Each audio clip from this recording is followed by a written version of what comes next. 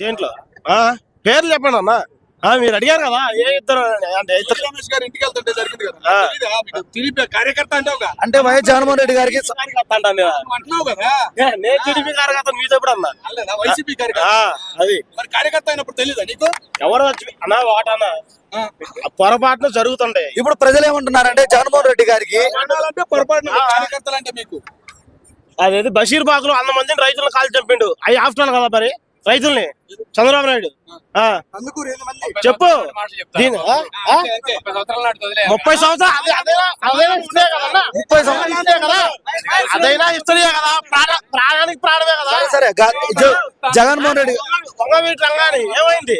దొంగవీటి రంగాన్ని ఏ ప్రభుత్వం చంపింది? ఇప్పుడు మీరు అన్నారు కదా, ఇప్పుడు అది కూడా ఫాస్టే కదా, అది కూడా ఫాస్టే కదా, అది కూడా ఫాస్టే ఫాస్ట్ వదిలి 6 నెలలు అది కూడా 30 సంవత్సరాలేగా. నువ్వు పుట్టనాడు అదే అదే అదే అలా అంటే అన్ని అలా ఎక్కడికి వస్తాయన్నా. ఇప్పుడు జగన్మోహన్ రెడ్డి కోడికొచ్చి అన్నారు, ఇప్పుడు మేము చేస్తాం బయటికి. మామూలు చంపింది, బషీర్ బాగులో చంపింది, లేకుంటే వంగవీటి రంగాన్ని చంపింది, మేము బయటికి చేస్తాం. దాంట్లో ఏముంది? లేకుంటే మద్యం కుంభకోణాలు 76,000 కోట్ల మద్యం కుంభకోణాలు ఇవన్నీ ఉన్నాయి కదా. కేసులు వాళ్ళ మీద పాత కేసులు ఎప్పుడో 30 సంవత్సరాలు. ఇప్పుడు ఒక్క నిమిషం, జగన్మోహన్ రెడ్డి గారికి ఇప్పుడు ఎవరైతే ఇద్దరు జోగి రమేష్ ఇష్యూలు ఎవరైతే చనిపోయారో వాళ్ళకి జగన్మోహన్ రెడ్డి గారికి మళ్ళీ సంవత్సరం తర్వాతే గుర్తొచ్చి వాళ్ళకు సానుభూతి, వాళ్ళను మళ్ళీ వాళ్ళ ఇంటి దగ్గరికి వెళ్ళి పరామర్శ చేయడం జరుగుతుందా? లేదు ఇమీడియట్ గా ఎందుకు చేయలేకపోతే? ఇమీడియట్ గా చేస్తాడు కానీ కొన్ని ప్రోటోకాల్స్ అనేటివి ఉంటాయి. ఇమీడియట్ గా చేస్తాడు, కొన్ని ప్రోటోకాల్స్ అనేటివి ఉంటాయి విఐపీలకి. అవన్నీ చూసుకొని ఖచ్చితంగా వాళ్ళని వెళ్ళి పరామర్శించి వాళ్ళకి ఖచ్చితంగా సహాయం చేస్తాడు. ఈసారి పరామర్శకి వెళ్ళేటప్పుడు 10 మందిని కారు టైర్ల కింద తొక్కించుకొని వెళ్తాడా, డైరెక్ట్ వెళ్తాడా? బ్రో కాలు టైల్ కింద తొక్కించుకొని ఆడికి సినిమాలో హీరో ఏంది? సినిమాలో హీరో అయితే 100 మంది కింద పడ్డ పెట్టి తొక్కించుకుంటూ వెళ్ళిపోతాడు. ఆయన రియల్ హీరో. అది మిస్టేక్ లో జరిగింది బ్రో, అది మిస్టేక్ లో జరిగింది. ఆ కారుని వదిలేశాడు కదా, పోలీస్ స్టేషన్ లో పెడితే వదిలేశాడు కదా. నేను కేసు అంటే ప్రాణం పోయింది దానివల్ల. అది జగన్మోహన్ రెడ్డి ముందు ఆలోచించాడు దాని గురించి. ఇప్పుడు జగన్మోహన్ రెడ్డి ఇంత ధైర్యం గల వ్యక్తి లేదు, సింహము పులి జూలు విప్పుకొని ఎందుకు అసెంబ్లీకి వెళ్ళలేకపోతున్నాడు? జూలు విప్పుకొని సింహం పులి అంటే ఆడికి వెళ్ళిన తర్వాత మైక్ ఇస్తారా? ఇంతకు ముందు ఫస్ట్ ఎవరైతే ఒకటి గుర్తుపెట్టుకో, 68 సీట్లు ఉంటేనే మైక్ ఇచ్చి మాట్లాడినిగా. ఇప్పుడు మాట్లాడిస్తారంట 11 సీట్లు ఉంటే. ఇప్పుడు జగన్మోహన్ రెడ్డి గారు సత్యనారాయణ గారు మాట్లాడారు, ఆయన కన్నా చీపా జగన్మోహన్ రెడ్డి గారు? బొత్స సత్యనారాయణ మాట్లాడారు. ఆయనకి ఒక 2 నిమిషాలు ఇస్తాడబ్బా. ఆయన సరే 10 నిమిషాలు ఒక నియోజకవర్గం నుంచి పూర్తిగా మాట్లాడచ్చు. 175 నియోజకవర్గాల్లో జరిగే సమస్యల గురించి 10 నిమిషాల్లో మాట్లాడగలమా? నువ్వు చెప్పు. అంటే రాజ్యాంగం ప్రకారము, అసెంబ్లీ ప్రకారము, అసెంబ్లీకి ఒక రూల్స్ అండ్ రెగ్యులేషన్స్ ఉంటాయి. దానికి కాదని మీ జగనన్న రూల్స్ పెట్టాలంటే అసెంబ్లీలో పెట్టలేరు కదా, ప్రవేశపెట్టలేరు. ఉంటాయి. రాజ్యాంగం ప్రకారమే జరుగుతుందా మరి? ప్రభుత్వం మొత్తం రాజ్యాంగం ప్రకారం నడుస్తుందా? మరి టీడీపీ ప్రభుత్వం రాజ్యాంగం ప్రకారమే నడుస్తుందా ఇప్పుడు ప్రజెంట్? అంతా రెడ్ బుక్ రాజ్యాంగం నడుస్తుంది, ఎవరు చూసినా కానీ. కాదు బ్రో, సొంత చెల్లి అంటుంది జగన్మోహన్ రెడ్డి సరిగ్గా పరిపాలించాలి. సొంత చెల్లి జగన్ జైల్లో ఉన్నప్పుడు పాదయాత్ర చేసిన చెల్లి అంటుంది. దానికి ఏం చెప్తామంటే వాళ్ళ కుటుంబంలో కలహాలు ఉంటాయి అబ్బా. కుటుంబంలో కలహాలు ఉంటాయి. జరిగింది అడగట్లేదు, బయట అడుగుతున్నా, బయట పాలన గురించి అడుగుతున్నా. నేను చెప్పేది నాన్న, ఇప్పుడు సపోజ్ ఫర్ ఎగ్జాంపుల్ మన ఇంట్లో మన ఫాదర్ కి కొంచెం డిఫరెన్స్ వస్తాయి. అంత మాత్రం ఫాదర్ కాకుండా పోతాడా? వాళ్ళిద్దరు అన్న చెల్లెళ్ళు కాకుండా పోతారా? రిలేషన్ గురించి అడగట్లే, ఇలా అందింది కదా అని క్వశ్చన్ గురించి అడుగుతున్నా. పాదయాత్ర అంటే పాదాల మీద నడిచే యాత్ర. ఇంకోటి ఏంది అన్నప్పుడే ఆమె నాలెడ్జ్ అని మనకు తెలిసింది.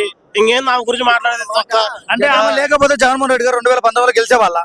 ఆమె లేకుండా జగన్మోహన్ రెడ్డి గారు 2019లో గెలిచేవాళ్ళ? ష్యూర్ గా ఖచ్చితంగా గెలిచాడు. ఇప్పుడు అదే 2029లో గెలుస్తారా? ఖచ్చితంగా గెలుస్తాడు. ఒకవేళ గెలవకపోతే సింగపూర్ చెక్కేస్తారా? గెలవకుండా ఉండేది అనేది లేదు, ఖచ్చితంగా గెలుస్తాడు. ఎన్ని సీట్లు వస్తాయి? 90+. 175 అంటానా? ఇప్పుడు అటు ఇటు పోటీగా ఉంది. అది ఈవీఎంలు మీ చేతుల్లోనే ఉన్నాయి. బ్యాలెట్ పేపర్లు పెట్టుకోరు. ఈవీఎంలు మీ చేతుల్లోనే ఉంటాయి. ఈవీఎంల గురించి మాట్లాడినా ఏ ఒక్క మనిషికైనా ఒకటే సవాల్, జగన్మోహన్ రెడ్డి గారికి ఈవీఎంల మీద డౌట్లు ఉన్నప్పుడు ఈవీఎం గురించి ఎందుకు కోర్టుకెళ్ళి ఫైల్ చేయట్లా? కోర్టుకి వెళ్ళలేదా? ముందు ఫైల్ చేయాలి. వెళ్ళలేదా అంటున్నా. వెళ్ళే ఒక్క నిమిషం ఉండు. రాజీవ్ కుమారే చెప్పాడు కదా, హర్యానా, మహారాష్ట్ర, ఏపీలో స్కామ్ తప్పిదాలు జరిగాయి. జగన్మోహన్ రెడ్డి రాజీవ్ కుమారే చెప్పాడు. సుప్రీంకోర్టు అడిగితే రాజీవ్ కుమార్ ఒప్పుకొని సారీ టైం మిస్టేక్ జరిగిందని చెప్పి ఒప్పుకున్నాడు. రాజీవ్ కుమార్ ఒప్పుకున్నాడు. ఎలక్షన్ కమిషన్ అంత మిస్టేక్ జరిగితే మీకు 40% ఓట్ బ్యాంక్ ఎలా వచ్చింది? 40% ఓట్ బ్యాంక్ ఎలా వచ్చింది? మాకు ఏమంటారు, కూటమి నేతలకే మేము దండం పెట్టాలి. 40% ఓట్ షేర్ మాకు ఇచ్చినందుకు. ఓట్ షేర్ మాకు ఇచ్చినందుకు అంటే ఓటు మాకు ఆ స్కామ్ లో కూడా 40% ఓట్ షేర్ మాకు వేసారు చూడు. ఆ కూటమి నేతలకి మేము దండం పెట్టాలి. ఇప్పుడు వాళ్ళు తలుచుకుంటే మీకు 0% చేయొచ్చు కదా, ఎందుకు 40% ఇస్తారు? అదే నేను చెప్తున్నాను అబ్బా. ఇప్పుడు ఆ 40% కూడా మాకు ఇచ్చినందుకు ఆ కూటమి నేతలకు మేమే నమస్కారం పెట్టాలి అంటున్నా. ఆ 40% కూడా ఇవ్వడం గ్రేట్ కదా.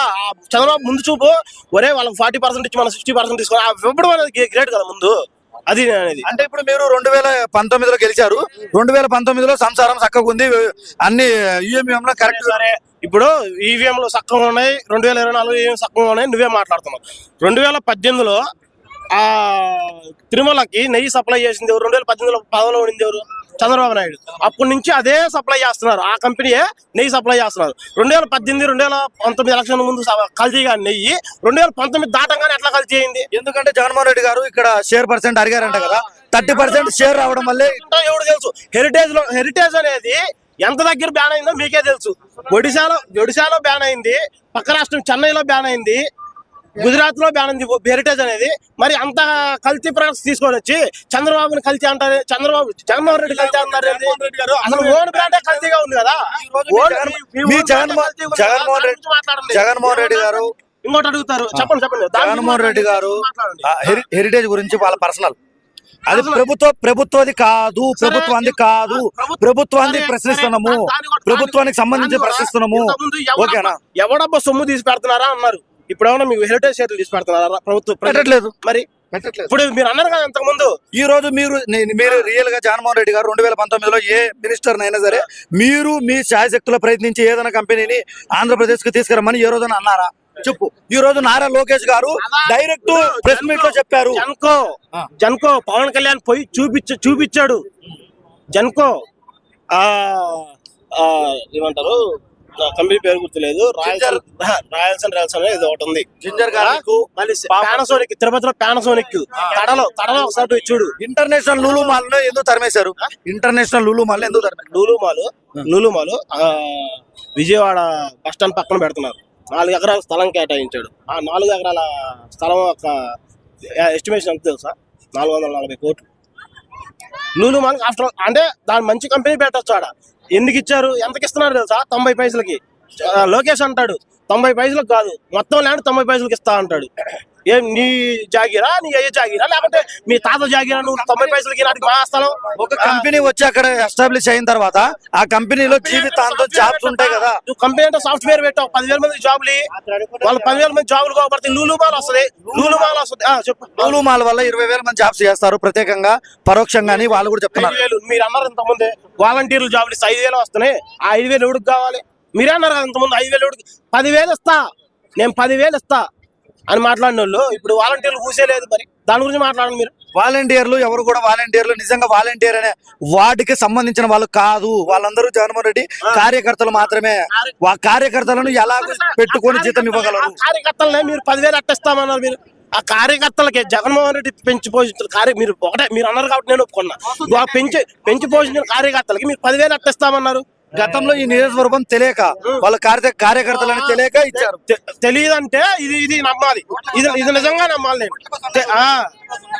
ఇట్లాంటి చంద్రబాబు నాయుడు ఓట్ల కోసం చేసే డ్రామాలు రాష్ట్రాన్ని కాపాడడం కోసము ఎన్నో తపనలో అవునవును చాలా కాపాడాడు. తెలంగాణ చాలా కాపాడు. తెలంగాణ అసలు పోటీ చేయకుండా పోయిండు. తెలంగాణ డెవలప్ చేసి అన్నారు కదా, తెలంగాణ పోటీ చేయట్లేదు. మరి దాని గురించి మాట్లాడాలి. ఈ రోజు ఒక సీటు గెలిచింది కదా, యాడ్నో ఒక సీటు అంటే హైదరాబాద్ మొత్తం డెవలప్ చేసి సార్ గారు ఒక సీట్ అంట. ఇంక మరి ఎక్కడ నిలబడలేదు. వాళ్ళు పరోక్షంగా వాళ్ళు వచ్చి ఇక్కడ ఎవరిని వాళ్ళ సభ్యత్వాన్ని వాళ్ళు ఇక్కడ నమోదు చేసుకోమని ప్రజలకి వాళ్ళు వెళ్ళట్లేదు. వాళ్ళ పార్టీని ఇక్కడ పెట్టి వెళ్ళట్లేదు కదా. గెలిచింది జనసేన, టీడీపీ కూడా కాదు. అది అదా బ్రో చెప్పాడు కదా. సరే ఏదో జనసేన కొంచెం వాళ్ళకి ప్రజల్లో మంచి హోప్ ఉంది, గెలిచారు. టీడీపీ ఇంత డెవలప్ చేసా, ఆడ ఏమంటారు సైబర్ టవర్స్ నేనే పెట్టా, మెట్రో రైల్ నేనే తెచ్చా, అంటాడు. మరి ఒక్క సీట్లో ఎందుకు పోటీ చేయలేకపోయాడు? దాని గురించి చెప్పండి.